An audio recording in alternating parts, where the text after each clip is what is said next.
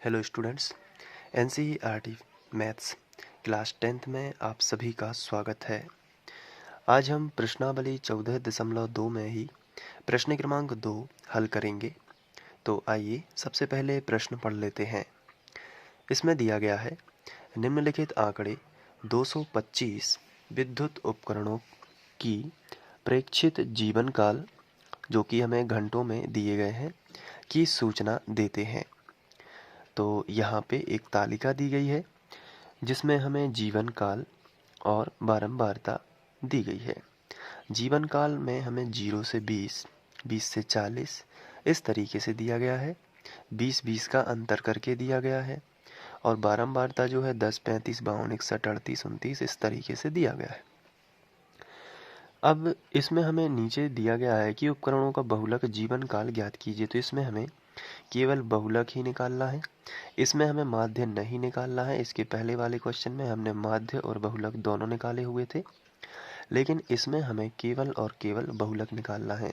तो ये क्वेश्चन बड़े ही आसानी से सॉल्व होगा, क्योंकि बहुलक में तालिका नहीं बनाई जाती।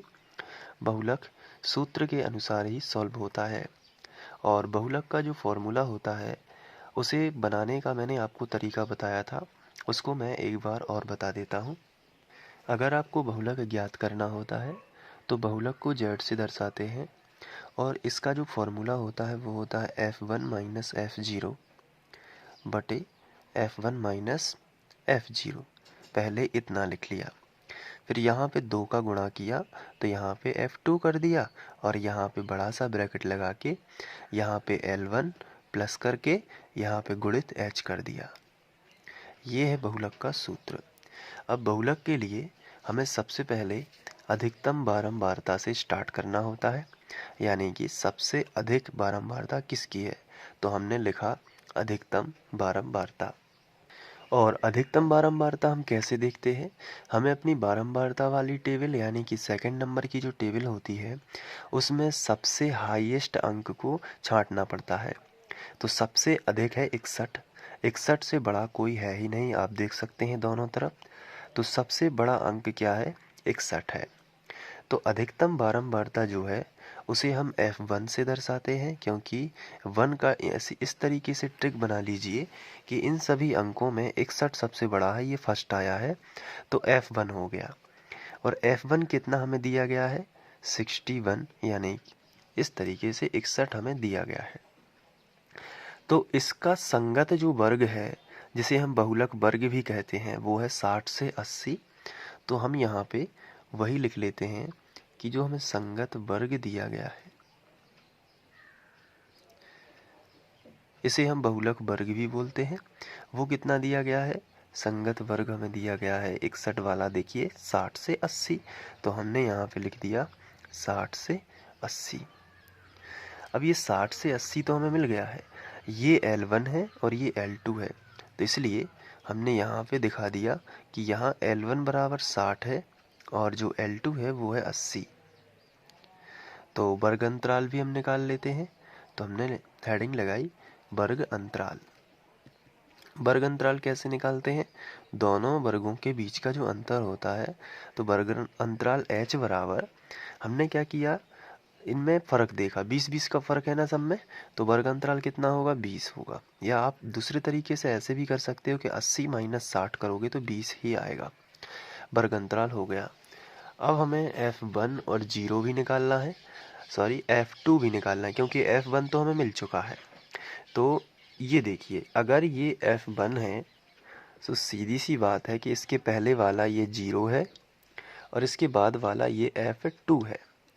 लेकिन हम इसके लिए भाषा में क्या लिखेंगे, तो यही लिखना है कि संगत वर्ग के ठीक पहले वाले वर्ग की बारंबारता और संगत वर्ग के ठीक बाद वाले वर्ग की बारंबारता।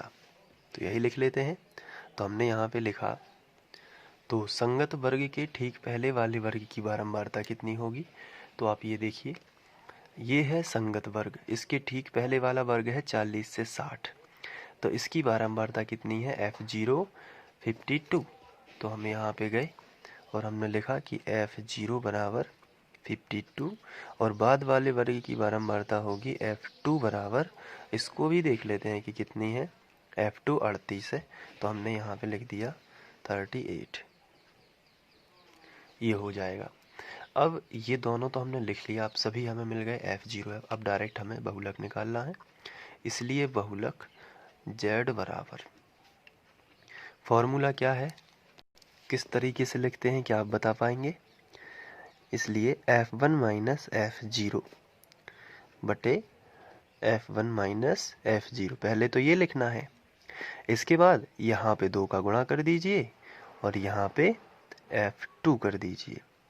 इसके बाद एक छोटा कोष्टक लगा देते हैं, यहाँ पे आपको आगे L1 कर देना है और यहाँ पे आपको H कर देना है।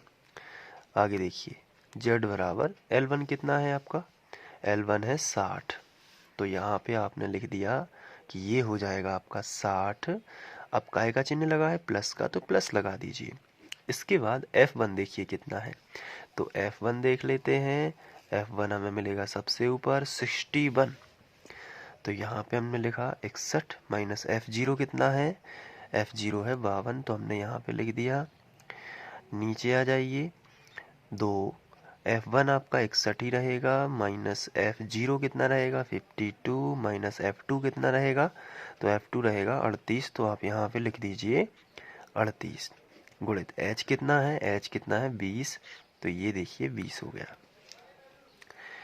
सभी मान आपको रख देना है। इसके बाद Z बराबर 60 प्लस 61 में से 52 चले जाएंगे, तो ये आपको बताना है कि कितने बचेंगे, तो घटा लीजिए और आपको 9 मिल जाएंगे। तो इस तरीके से आप यहाँ पे 9 लिखेंगे बटे 61 दूनी, तो 2 एकम 2, 2 छम 12, 122 माइनस 52 और 38 दोनों को माइनस माइनस के हैं, इसलिए दोनों को जोड़ लीजिए, तो ये आपको मिलेगा माइनस का 90। तो ये इस तरीके से, अगुणित कितना है 20। तो अब आगे देखते हैं कि Z बराबर 60 प्लस 9 बटे 122 में से 90 घटा लीजिए, तो बचेगा 32, तो यहाँ पे हमने लिख दिया 32 और गुणित कितना 20। आगे देखते हैं कि Z बराबर, अब यहाँ पे 9 दूनी 18 है, तो ये हो जाएगा 180, या फिर मैं आपको यहाँ पे बताता हूँ कि इसको कैंसिल कर दीजिए, 10 आ जाएगा, ये 16 आ जाएगा, 2 से कैंसिल कर दिया, तो ये इस तरीके से आया।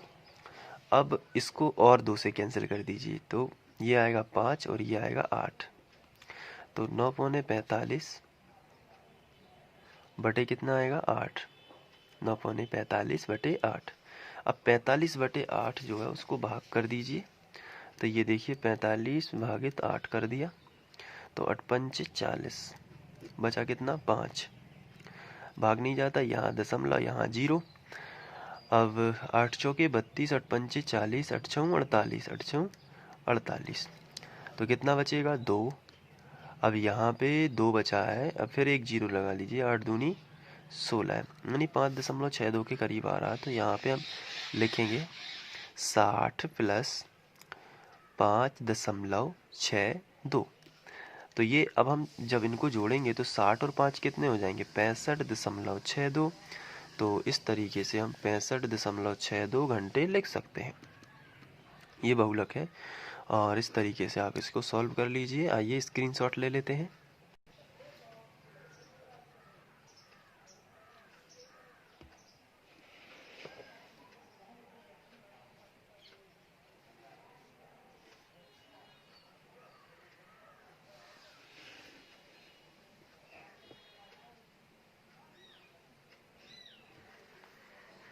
उम्मीद है कि आप लोगों को ये समझ में आ गया होगा। इसी तरीके के वीडियोस देखने के लिए आप फ्री ऑनलाइन कोचिंग की प्लेलिस्ट पर जाकर वहाँ से क्रम अनुसार अध्ययन कर सकते हैं। Thank you.